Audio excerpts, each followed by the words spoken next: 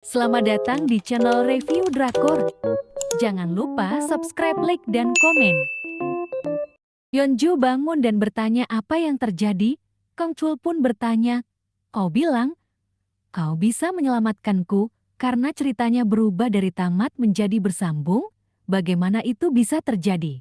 "Aku tidak tahu, ceritanya berubah begitu saja," jawab Yeonju. "Kenapa kau menanyakan itu? Sepertinya ada alasan kenapa ceritanya belum berakhir, tapi aku tidak tahu apa itu," kata Kang Kul. Kang Chul pergi ke ruang kerjanya dan menduga bahwa pembunuhnya benar-benar ada. Tetapi dia tidak punya identitas. Dia diciptakan hanya untuk membunuh keluargaku, dia muncul hanya saat dibutuhkan.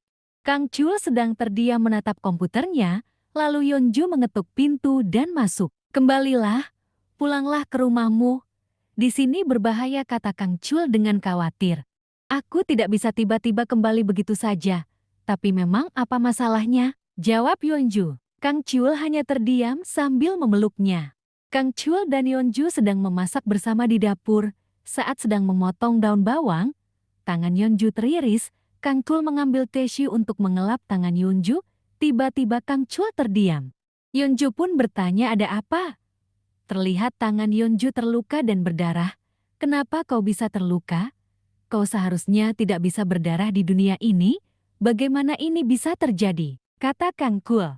"Ini artinya, kau juga bisa mati di dunia ini." Tiba-tiba, Yeonju melihat tulisan bersambung, dan Yeonju menghilang. Kang Chul bingung dan sedang memikirkan apa yang sedang terjadi. Yeonju kembali ke kamarnya dan melihat tangannya berdarah. Ia melihat komputer dan melihat episode barunya. Ia bingung bagaimana itu bisa terjadi. Paginya, Sohee menelpon Kang Kul. Kang Chul bertanya, "Ada apa?" Sohee menjawab, "Apa aku tidak boleh menelponmu sepagi ini?" "Oh, apa karena istrimu di sampingmu? Apa kau semua sudah menikah?" "Aku tahu, kau tidak menjanjikan apapun padaku. Tetapi, aku pikir kalau aku menunggu segalanya akan berubah. Aku memang bodoh, tetapi bukan hanya aku, semua orang berpikir seperti itu." Kang Kul mencoba menenangkan temannya. Tiba-tiba Sohee melihat tangannya menghilang, ponselnya pun terjatuh. Sohee pun melihat cermin dan berteriak karena tubuhnya seperti transparan. Kang Chul yang mendengarnya bergegas pergi. Di jalan, ia memikirkan apa yang sebenarnya terjadi. Ia pun teringat tujuan para tokoh, jadi saat tujuan tokoh itu menghilang, maka karakter itu pun akan menghilang, seperti yang terjadi pada Sohee, dan sebaliknya jika tujuan sebuah karakter menjadi lebih jelas, maka ia akan menjadi tokoh utama seperti Yeonju. Di dunia nyata, Yeonju juga menyadari bahwa dia telah menjadi tokoh utama wanita karena telah menikah dengan protagonis. Lalu bagaimana dengan si pembunuh? Apa dia juga telah menyadarinya? Apa dia juga tersadar sepertiku? Lalu apakah dia ada di dunia nyata? Gumam Kang Kul. Saat waktu terhenti, pembunuh tetap sadar. Ia pergi ke kantor polisi dan pergi ke dunia nyata. Di sana ia menyadari kalau Kang Chul mengakhiri ceritanya dengan bunuh diri. Ia pun marah. Karena itulah tulisan tamat berubah menjadi bersambung, dan sekarang dia masih ada di sana karena tidak tahu caranya kembali. Yeonju masih di rumah ayahnya. Tiba-tiba teleponnya berdering. Yeonju mengangkatnya. "Kau sudah kembali." Yeonju pun kaget. "Kau putri Oh Sang Mo bukan? Kau yang menikah dengan Kang Chul kan?" kata si pembunuh. Yeonju pun berteriak dan menjatuhkan ponselnya. Yeonju pun langsung mengajak Subong untuk melarikan diri. Subong menanyakan apa yang terjadi.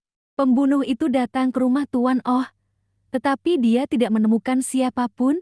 Di jalan Yeonju mengatakan kalau pembunuh itu sedang mencarinya. Tiba-tiba, pembunuh itu sudah ada di depan mereka. Ia pun menembak Yeonju, pelurunya tembus mengenai kursi karena Yeonju sudah menghilang. Ternyata Yeonju sudah di mobil Kang Kul. Kang Chul pun meminggirkan mobilnya. Kang Chul menanyakan keadaannya. Yeonju bercerita kalau ia hampir saja terbunuh. Kang Chul bertanya di mana dia. Yeonju pun bercerita kalau ia menelpon Yeonju dan langsung muncul saat Yeonju melarikan diri. Dia menembaknya, tetapi Yeonju sudah terserat ke sini. Pembunuh itu melihat Yeonju menghilang dan langsung pergi. Subong yang ketakutan langsung pergi meninggalkan mobil. Ia pun bertemu Ibu Yunjo dan langsung naik ke mobilnya. Di pesawat, Tuan Oh sedang mencuci tangan. Tiba-tiba ada suara, "Siapa aku? Siapa kau? Di mana Kangkul?" Tuan Oh kebingungan. Dan tiba-tiba pembunuh itu sudah memegang tangannya. Pramugari mendengar suara berisik dari luar dan mengetuk toilet untuk menanyakan keadaannya. Kang Chul sampai di rumah Sohee.